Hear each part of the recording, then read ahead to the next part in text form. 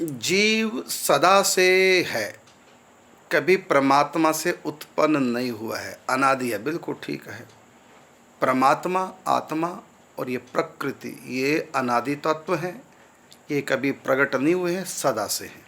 हाँ, महाप्रलय में सृष्टि सिमट जाती है, मिटती नहीं, सिमट जाती है, और सृष्टि काल में फिर प्रकट हो जाती है, लेकिन मिटती नहीं। हाँ, परिवर्तन है सृष्टि में। गीता में भी कहा ये बात।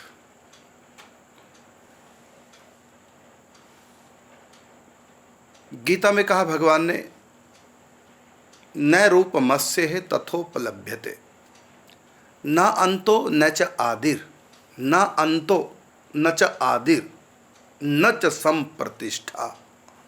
इस सृष्टि का आदि नहीं और इसका अंत नहीं, और न च संप्रतिष्ठा, अर्थात स्थिर भी नहीं है, प्रतिक्षण परिवर्तनशील है, रूपांतरित तो होती है, कन्वर्ट हो जाती है। जैसे दूध को दही बना दिया, दूध नहीं रहा लेकिन वो है फिर भी दही के रूप में, कन्वर्ट हो गया, मीठा नहीं, बदला है।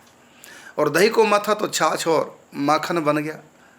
तो दही मीठी नहीं है, बल्कि दही ने अपना रूप बदल दिया, दो भागों में, मक्खन और छाछ।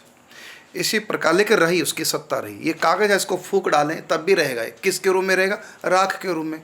कुछ समय बाद राख मिट्टी में मिलकर फिर मिट्टी की मिट्टी हो जाती है।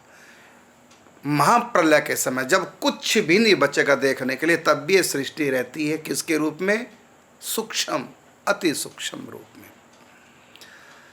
कंप्यूटर में आप पिक्चर देख रहे हैं, जब आप कंप्यूटर बंद कर देते हैं, स्विच ऑफ कर देते हैं, शट डाउन कर देते हैं, तब भी उसका डाटा अंदर रहता है, लेकिन दिखाई नहीं देता। सूक्ष्म रूप से, संस्कार रूप से अंदर रहता है। और जब प्ले करते हैं ऑन करके, फिर वो दिखाई देने लग जाता है। तो जैसे डाटा मिटता नहीं, कंप्यूटर में बंद करने पर वो सिमट जाता है, सूक्ष्म रूप धारण कर लेता, संस्कार के रूप में रहता है। जैसे किसी के भीतर क्रोध हो, तो जब वो क्रोध नहीं करता तब भी वो क्रोध ही होता उसके अंदर, लेकिन वो सिमटा रहता है। और जब समय आता है तो फिर भड़क उठता है।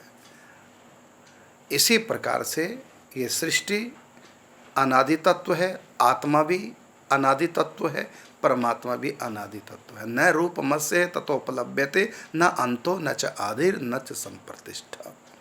तो आत्मा भी अनादि तत्व है। कहा ना कि ईश्वर अंश, जीव अविनाशी, अविनाशी चेतन, अमल, सहज, सुख राशि। गीता में कहा, ममई वांशो जीव लोके जीव भूतः सनातन। ये सनातन है आत्मा। तो जीव सदा से है, कभी परमात्मा से उत्पन्न नहीं हुआ, बिल्कुल। और परमात्मा ने कभी बनाया नहीं, बिल्कुल ठीक। तो भगवान का अंश कैसे हुआ? तो अंश का अर्थ इतना नहीं होता जैसे कि कपड़ा है, इसका थोड़ा सा टुकड़ा काट दिया वो अंश हो गया। ये भी, इसको भी अंश कहते हैं। इसी को अंश नहीं कहते, अंश को छोड़ भी है। सर्वत्र व्याप्त परमात्मा, जिस तत्व के परमात्मा है उसी तत्व की आत्मा है। परमात्मा सत, आत्मा सत। परमात्मा विनाशी, आत्मा विनाशी। परमात्मा अनादि, आत्मा अनादि। और परमात्मा चैतन्य है तो आत्मा भी चैतन्य है। परमात्मा आनंद स्वरूप है तो आत्मा भी आनंद स्वरूप है। थोड़ा अंतर भी है। परमात्मा स्वतंत्र है और ये पराधीन है, माया के पराधीन, ये अधीन रहती है। और फिर भगवान के पूर्ण अधीन हो जाती है तो उसको परमात्मा का आनंद मिलता है। हरे अधीनम। और कहा प्रतिदेह भिन्नम। आत्मा अनंत है, परमात्मा एक है। आत्मा प्रतिदेह में है, अलग अलग है, लेकिन परमात्मा भी प्रतिदेह में है, लेकिन वो एक है। तो सर्वत्र व्याप्त जो परमात्मा जिस तत्व का है उसी तत्व की ये आत्मा है। आत्मा भी सदा से, परमात्मा भी सदा से। तो अंश क्यों कहा गया? इसलिए कहा वो विभु है, ये एक अंश में है, अति सूक्ष्म। अणु ही जीवम प्रतिदेह भिन्नम।